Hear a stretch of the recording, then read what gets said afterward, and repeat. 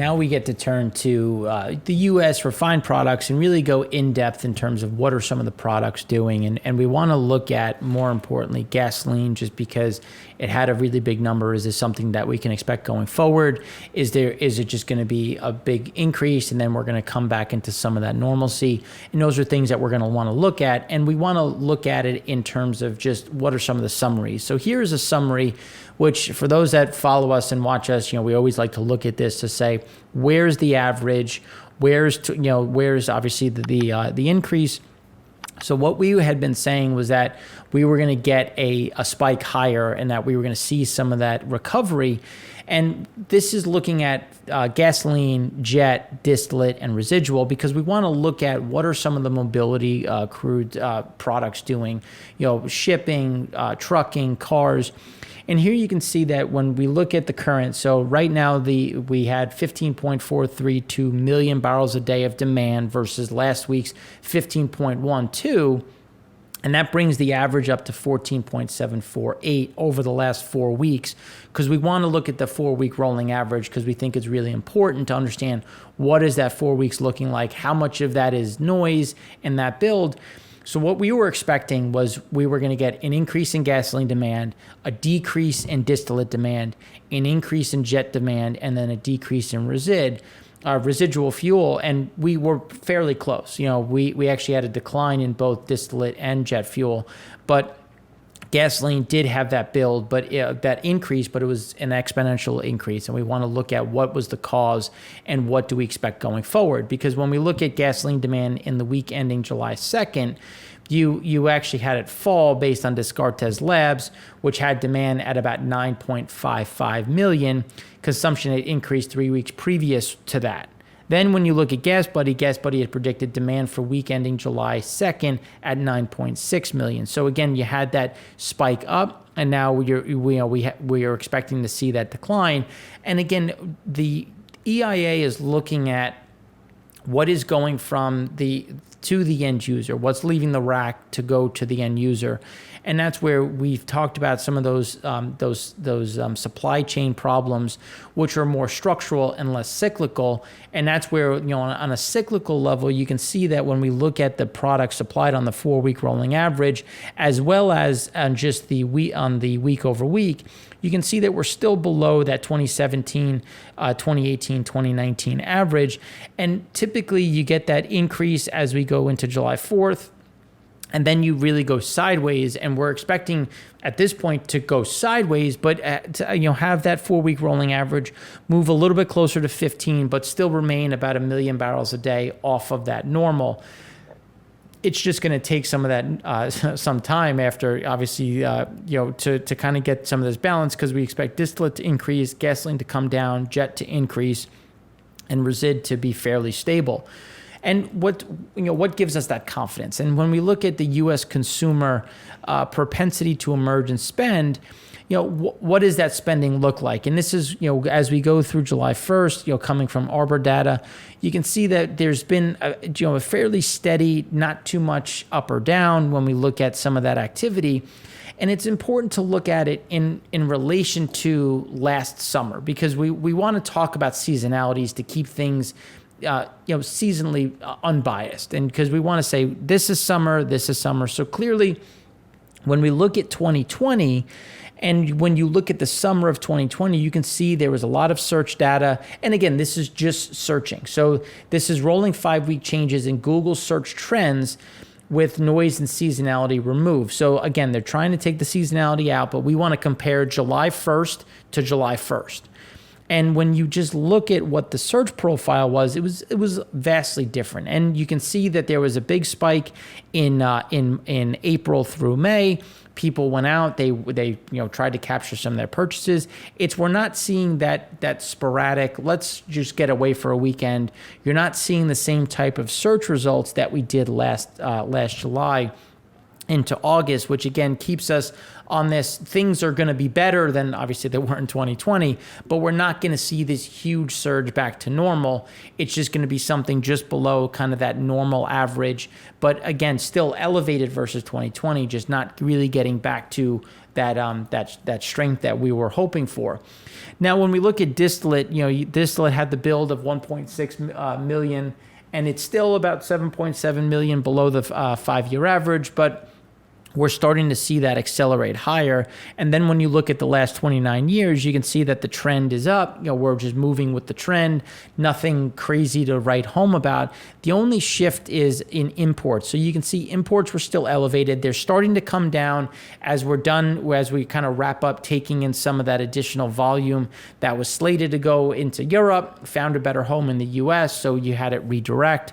When you think, like as we talked about, BP sold some cargoes into Europe, so we're starting to see Europe import again, and the U.S. imports will continue to drop, more in line with kind of that 5-year average as we see a pretty steady increase in just distillate builds. You can see PADD 3 had a build of 1.37 million. PADD 3s are now 4 million above the 5-year average. The draw, or what is really causing the big disconnect between the last 5 years and now, is PADD 1, where PADD 1 is still almost 11 million below the 5-year average. And that's something that will over time start to catch up, especially given as we go into July, August, and September. Now, when we look at yields, because it's important to understand how is the slate shifting, we had production of gasoline increase slightly by 0.84%, and that's getting us to about a 63% yield. And production of distillate was down slightly by 0.04%, so still holding at that 30.8, which is, let's call it 31%. And that's where you're going to see, as gasoline tries to push closer to 64% yield, you're going to see distillate push closer to 32%, because they need that heavier slate in order to see some of those movements in. Or it should probably be 31.5% as you get some of that's going to get recracked into through the alky unit as well as the reformer in order to create something that some of that blending capacity. But we'll talk about that in a minute. So then when we look at distillate, as we were saying, we thought it was going to move along seasonal lines, still remain above the 5-year average. But just, again, you can see the drop. It's happened pretty much every year. As we come into July 4th, you get that pullback is just, less trucks moving, a little bit of a delay. We expect it to recover. But again, staying within that above the 5-year, but within the top of the cloud still, staying fairly robust. As we can see here, there's still demand for trucking. Here's picking up some of the slowdown just from the holiday. You can see that rates are still going up. You can see the refrigerator rates ticked up to a new high.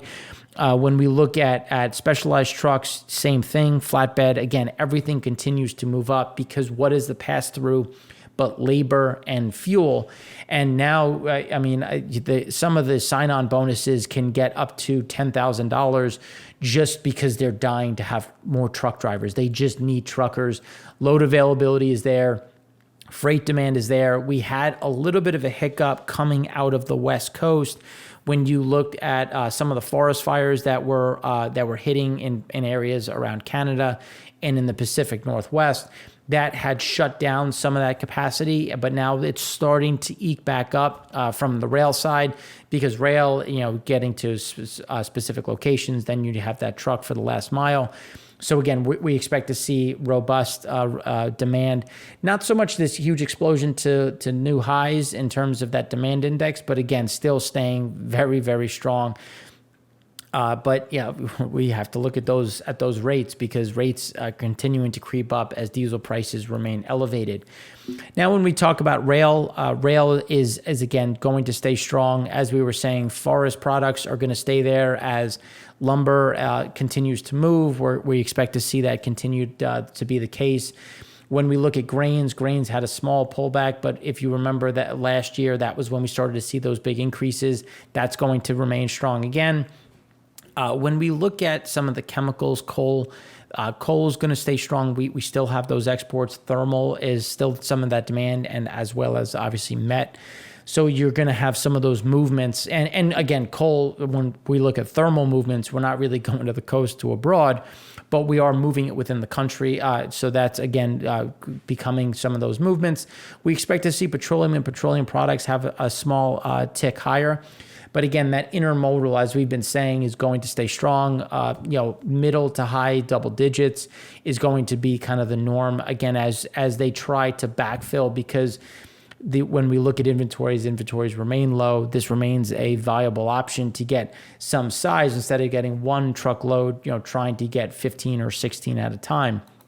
But what are some of the issues that we're seeing? It's when we look at the Port of Los Angeles, we're just crushing numbers. This is historical. This is now. This is going forward. You can see that we're over previous week, over previous year. We continue to see an increase of just cargoes coming into the ports, especially on the West Coast. And this is, again, going to result in, especially when you factor in some of those supply chain issues that we've seen caused by wildfires, this is going to leave boats at anchor longer. It's going to take some more time to get the necessary equipment down, whether it be truck or rail, to then unload it, get some of those empty containers or backfilled containers to the port, back onto a boat. So again, we're just seeing additional pressure and problems overall when we're looking at the underlying issues in terms of the flows in general. So when we look at what comes next and we look at some of those relief that could be coming from the drought side, you can see that we're just not seeing the drought capacity. We're still seeing a lot of these temperatures remaining elevated. The elevated side, when we look at just heat, so we're not going to, when you look at the West Coast, and we'll talk about this on the Econ show when we're talking about drought, but you can see that heat still remains throughout the Pacific Northwest and is really bleeding into a lot of the grain, and the breadbasket states when you start talking about corn, wheat, and some of the pressure points that we continue to see. This is going to keep natural gas demand elevated, propane demand elevated when you're considering about cooling, and just some sort of capacity. And we're getting some cool down in the south, but again, for the most part, this is going to keep some of those wildfires going, or at least the wildfire fear is there as this continues to dry out and become a bigger issue. So then when we look at gasoline, we've had those steady builds overall over the last month or so. Now we had a draw of about 6 million barrels. And when you look at it against the 5-year, we're just 3.4 million below the 5-year average after being above it. Pad 1 is still elevated, even though they had a draw of 1.67 million. And then when you look at Pad 3 was where we had the delta. Pad 3 was where we had a draw of 4.71 million barrels, bringing us just below the 5-year of about 2.6. But looking at the 29-year average, you can see that this is typically when you start to see those draws. And that's where we're still above where we were through March, through essentially late May into June.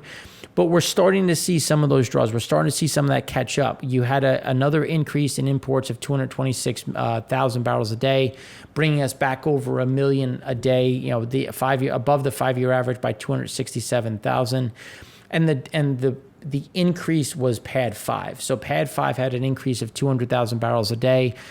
And remember when we were talking that we expected to see some of these sporadic imports coming into Pad 5 because it's all coming from Asia, and that's continuing to be the case. And as we said last week, because the ARB may be closed coming from Europe into the U.S., but it is still wide open coming from Asia into the U.S. And that's where we continue to see flows coming into Pad 5 and remaining the case.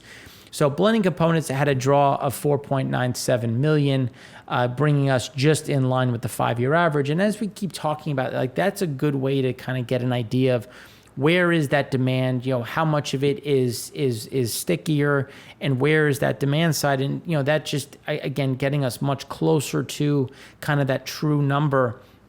And so we had that draw. We're still going to get gasoline draws.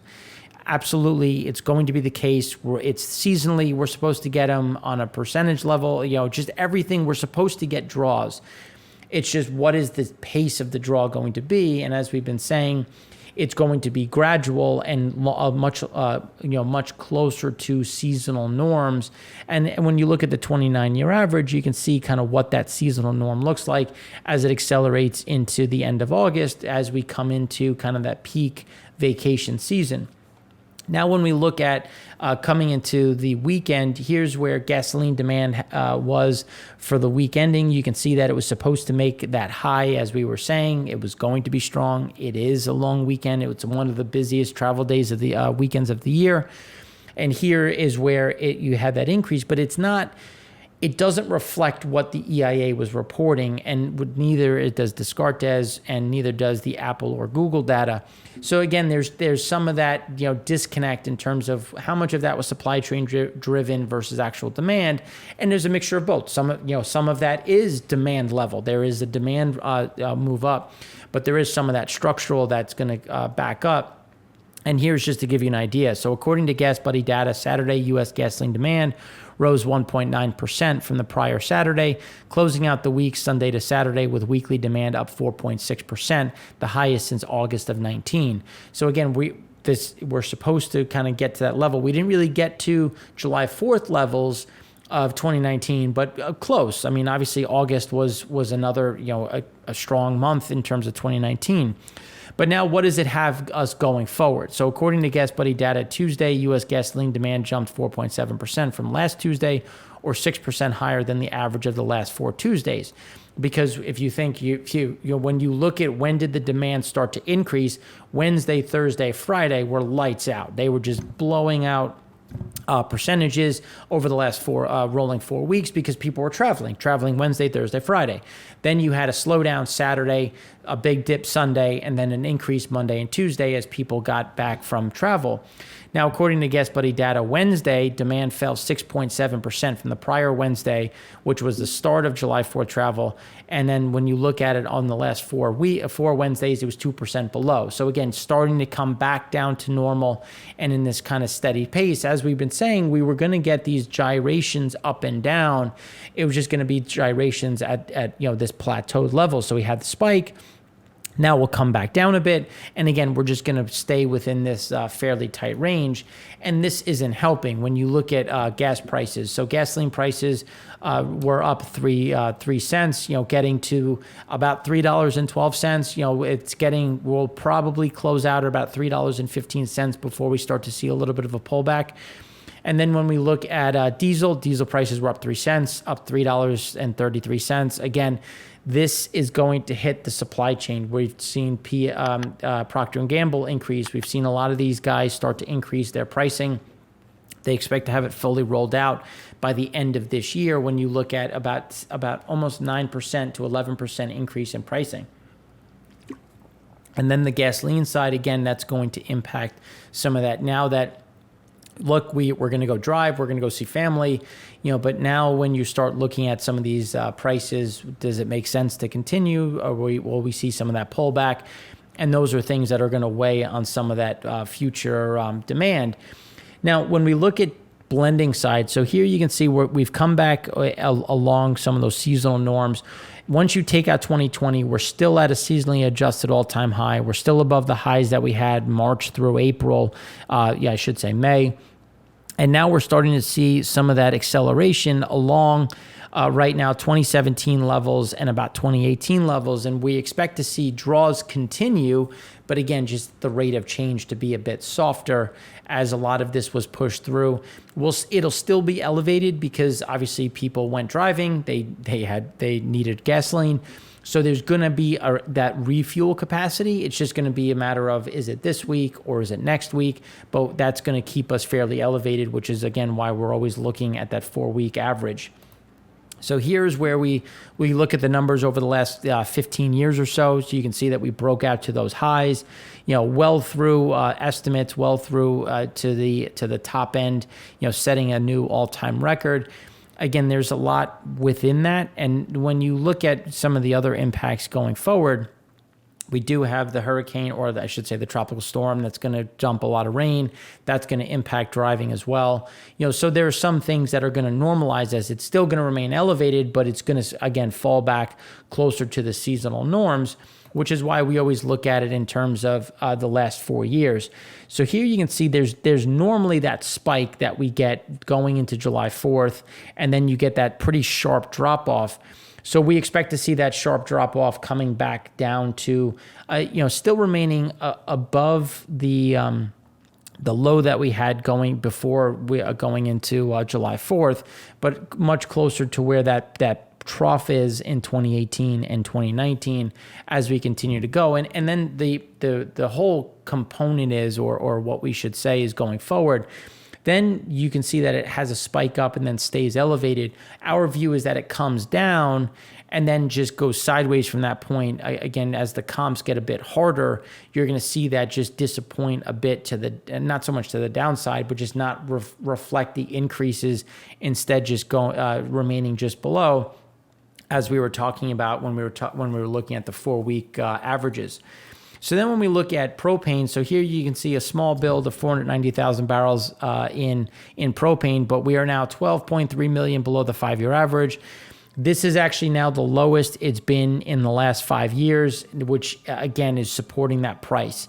We're going to continue to see those prices remain strong, and this is that big component, as even though prices remain elevated, exports remain elevated as well.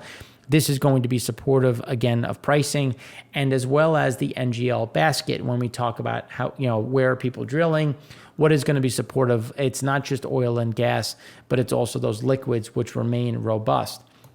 Now, when we start looking at visitor changes, again, always important to look at it against the seasonal breakdown. You can see just where we were in 2020, where we are in 2021. You had a little bit of an increase in terms of just retail, recreation, grocery, pharmacy, but not much. And this is just not showing that recovery that we saw coming from the some of that information when we're looking at implied demand. So then let's take it to the next level, because this is looking at Google going to July 2nd. So again, trying to match up where some of those averages are and where we've seen so far. Well, let's look at Apple. So let's take Apple and let's look at some of this. Now, remember, this is as you search, not as you drive. So there's some fluidity, if you will, or if that's even a word, in terms of how this is being looked at.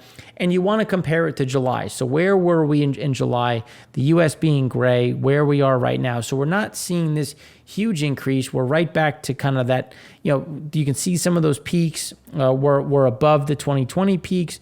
But again, on the steady state, we're right within this kind of normalcy, as Italy, Germany, and the UK are slightly below, or I should say Italy slightly below, Germany kind of right in line, UK right in line.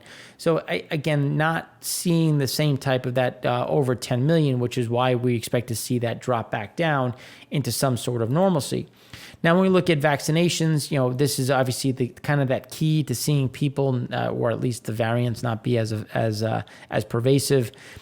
France, Italy, Germany still remain strong. The U.S. continues to slow. India is actually slowing, which is unfortunate. And then the world is slowing just a touch. But, South Korea, just its availability, its supply chain, when we look at Asia is still struggling to get their hands on vaccines, get them disseminated to the people. So that's where we continue to see some of that, some of those increases in just cases. So when we look at the share of vaccinated, you can see that there's been a steady move. The pace of fully vaccinated in the U.S. continues to grow, but slowing. Same with Germany. India is the one that continues to be the biggest hurdle, where we're just not seeing a big acceleration, which is a bit concerning when we're considering, variants, how prolific some of them can become. But Europe continues to be on a steady pace. Everybody obviously wishes it was faster, but again, still moving in the right direction. So then when we look at jet fuel, jet had a pullback, coming in closer to that previous that previous peak. And again, as we've been saying, it's just going to be a sideways move. We expect to see a little bit of an increase. Nothing crazy back to those highs as you had that pre-fill. Then you had some of that drawdown. We'll start to see some of that increase back up. Probably coming back to the high in the beginning, middle of June. Jet fuel had a build of 390,000 barrels, now 4.2 million above the 5-year average. Again, still seeing that elevated amount. And when we look at some of the demand levels, so you can see North America is pulling back a bit, still remaining elevated, but starting to see some of that rollover. Europe is bringing back some of those flights, same with the rest of the world, while Asia Pacific continues to be fairly slow. Now, looking forward, passenger flight schedules for the 11 weeks ahead declined by around 1% since last week. This is a slower cut following large cuts during the previous week. APAC cut more than other regions, 3.3% lower than this time last week across the next 4 weeks as the region falls behind in the battle against COVID, as we've been talking about. So again, still kind of steady state, not too much coming back, especially when you look at Europe, because some of the flights are starting, departures are increasing. But now as Delta comes back, now you're seeing some curbs in terms of travel. So that'll be one to watch. But when we look at TSA passengers, as we were saying, we were going to follow that trend higher on a seasonal level. We had that spike up. You had that dip for July 4th in 2019. You had the spike up ahead of July 4th in 2021. And you can see that they both had that same dip that typically happens as people aren't flying because they're already where they are. Our call now is that we just go sideways, that we're just going to stay in, a peak of 2.1 million, a trough of about 1.8, and we're just going to see this go sideways at this point, and not get back to 2019 levels, but just stay along that seasonal path. Because if you look at 2019, you have that steady grind up, get to about July 4th, and then you just go sideways for essentially the rest of the summer. And that's something that we think is going to be the case again this year, just at obviously the depressed level. Open table, as we've been saying, plus 5%, 10% on the weekends, minus 5 to 10% to 15% on the weekdays. That still holds true. Not seeing too much change overall. For anyone that's been out to the restaurants, can attest to the fact that they're more expensive. That's labor, that's food. All of those things are resulting in just higher prices at the restaurant as they try to pass through as much as they can.